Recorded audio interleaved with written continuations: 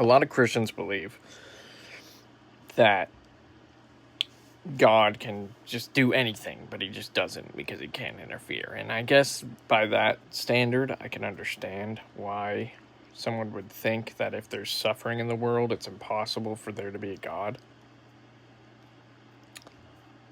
But, in my opinion, that's fucking retarded, because existence and suffering are two things, from what I've observed, just can't exist without each other, And it's because there's always going to be another asshole. There's always going to be another problem, and you're never going to stop that from happening. Not even God can stop that, okay? Unless, now let me make it clear. I'm agnostic, okay? But I'm speaking in the boundaries of Christianity here. Not even God can stop that, because, how is God going to control what somebody thinks, Because it really sounds to me like God can do a lot of things, but, like, interfering is not one of them,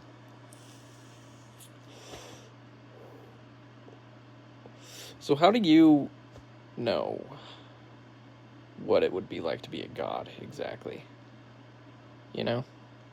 How do you know what a god can and can't do, exactly? Do you have evidence? Talk a lot about evidence. How do you know what God can and can't do?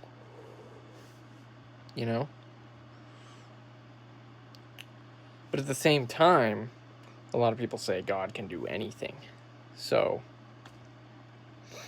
I think there's more to the conversation than the idea of suffering being a representation of whether or not God is real. I mean, this guy doesn't think about it at all. He's just like, oh, there's suffering in the world. God can't be real. No suffering. No suffering. Suffering, no God. It's just fucking like, where we exist, things work a certain way. There's things we can and can't do, possibly. There's things that are impossible for us to do. Maybe there's things that are impossible for God to do.